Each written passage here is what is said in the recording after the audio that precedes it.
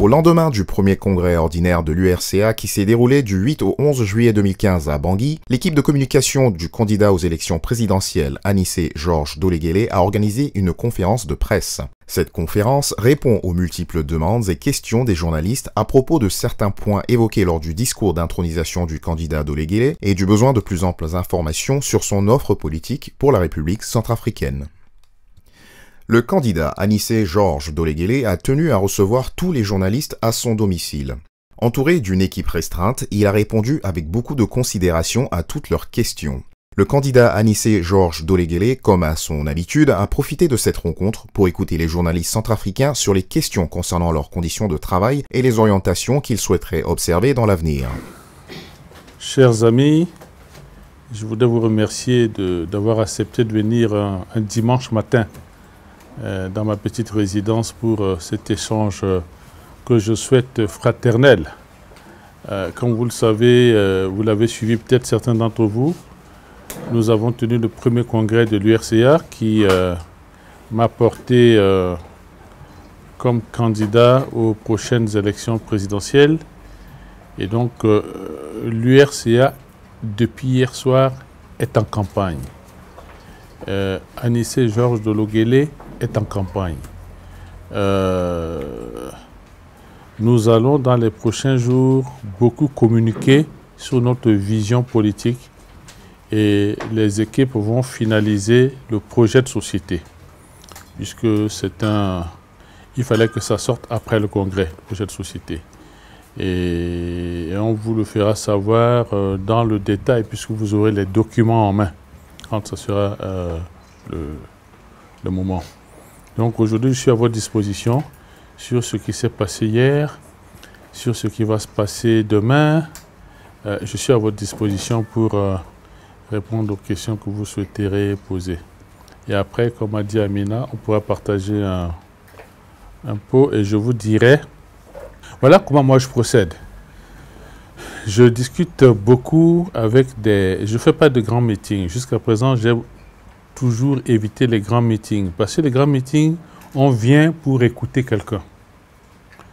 J'aime discuter dans des petits comités de 10-15 personnes avec des gens qui sont d'une même catégorie professionnelle. Et je les écoute pour savoir dans leur domaine qu'est-ce qu'ils souhaitent qu'il soit amélioré. Et c'est ça qui nous a inspiré petit à petit pour asseoir notre projet de société. Faire quelque chose de pragmatique. Sinon, on fait... tout le monde dira la même chose. Hein? Mais il vaut mieux écouter les uns les autres pour savoir qu'est-ce qu'ils veulent, eux qui pratiquent. Qu'est-ce qui manque dans leur métier? Qu'est-ce qui fait que leur métier sera exercé différemment? Dans la vie de la nation, depuis l'avènement de la démocratie en Centrafrique, il y a la presse. On ne peut pas faire un projet de société sans parler de la presse, puisque vous faites partie des garants de la démocratie. Donc, après cet entretien, je serai à votre disposition pour vous écouter, mais ça ne sera pas une interview. Hein. Vraiment, on va discuter librement. Qu'est-ce que vous souhaitez voir améliorer dans l'exercice de votre métier? Et le candidat que je suis en tiendra compte. Voilà, chers amis, ce que je voulais vous dire en préambule. Je suis à votre disposition pour toutes les questions que vous voulez bien poser. Évidemment, en sango comme en français. Comme toujours.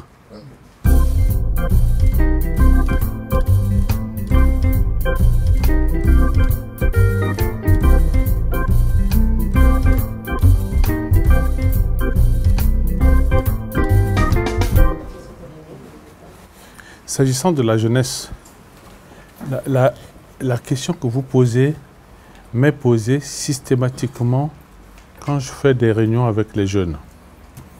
Et je leur donne la même réponse. Je leur dis, j'ai 58 ans et j'ai déjà exercé. Je ne suis pas un bleu en politique. Donc il faut interroger le passé d'un homme politique qui a déjà exercé.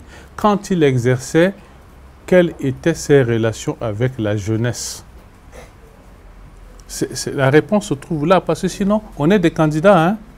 tous les candidats vous diront non, non, vous allez voir ce que vous allez voir, je veux faire ceci, je veux faire cela, je veux faire... S'ils n'ont pas fait jusqu'à présent, comment ils vont commencer maintenant? Hein? On est tous dans la soixantaine. Ce que tu n'as pas fait depuis 60 ans, là, tu vas commencer aujourd'hui comment? Eh bien, moi, au ministère des Finances, vous verrez le nombre de jeunes que j'ai fait rentrer aux finances. Quand j'étais Premier ministre, vous verrez comment j'ai rajeuni l'administration, j'ai rajeuni mes équipes. Il avait quel âge quand il était directeur de cabinet? Voilà. Parce que moi, j'ai eu la chance d'avoir été choisi jeune pour exercer ces fonctions. Donc, j'ai choisi de donner la chance aux jeunes. Vous avez dû suivre à la cérémonie d'ouverture les jeunes qui sont venus témoigner. C'est tous des jeunes. J'ai rajeuni l'effectif de la banque. J'ai rajeuni la direction de la banque. Il faut vous dire que quand je quittais la banque, il y avait beaucoup de querelles, Mais c'est dû au fait que j'avais rajeuni la direction de la banque. Les plus anciens qui n'étaient plus productifs, je les ai écartés pour nommer des jeunes. Eux, évidemment, ils sont devenus comme des bêtes blessées. Hein? C'est normal. Je l'ai vécu. Le secrétaire général que vous voyez là, il n'a jamais exercé en politique.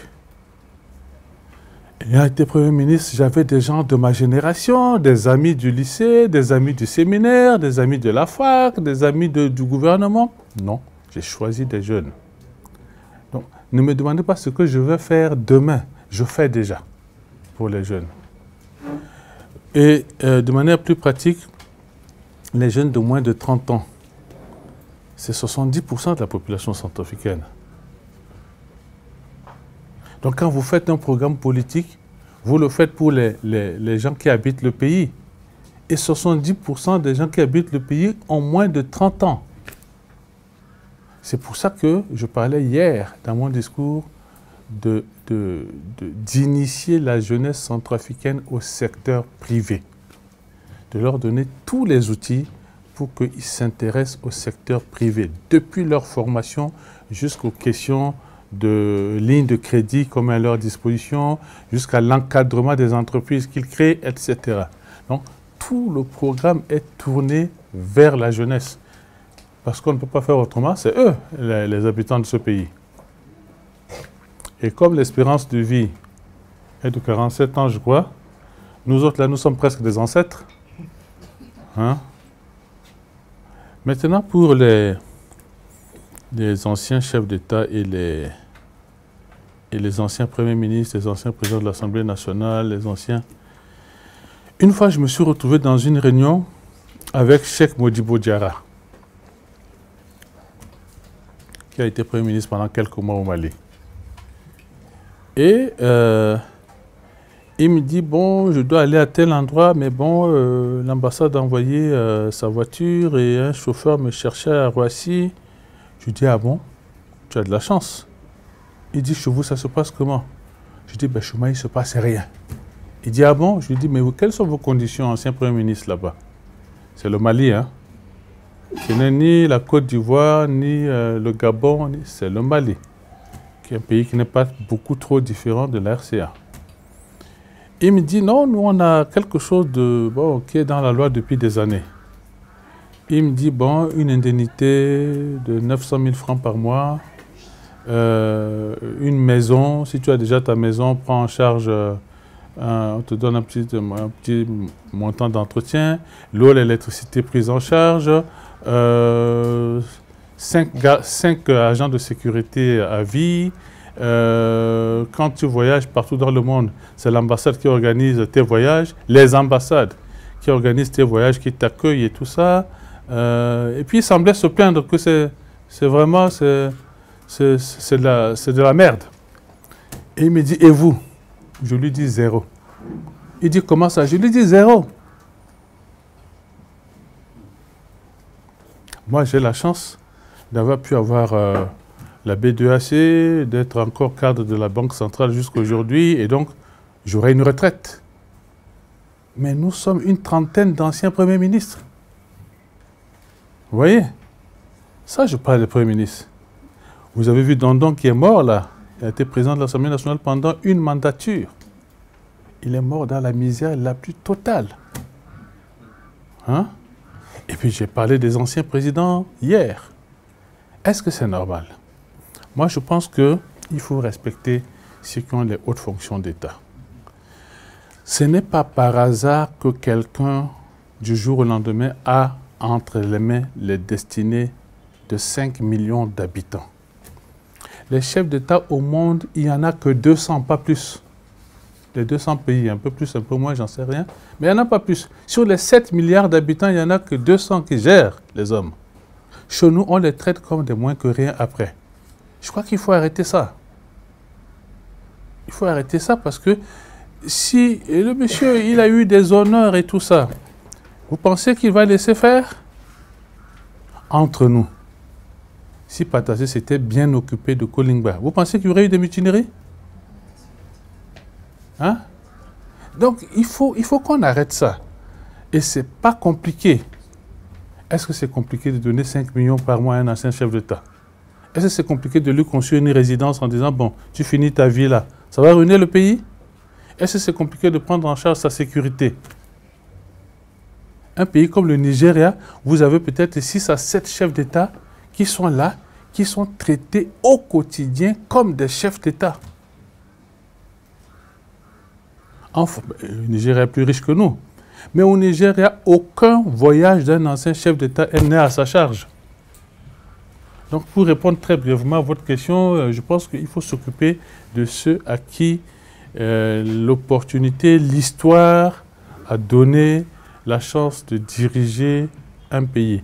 Ils ne font pas que des mauvaises choses.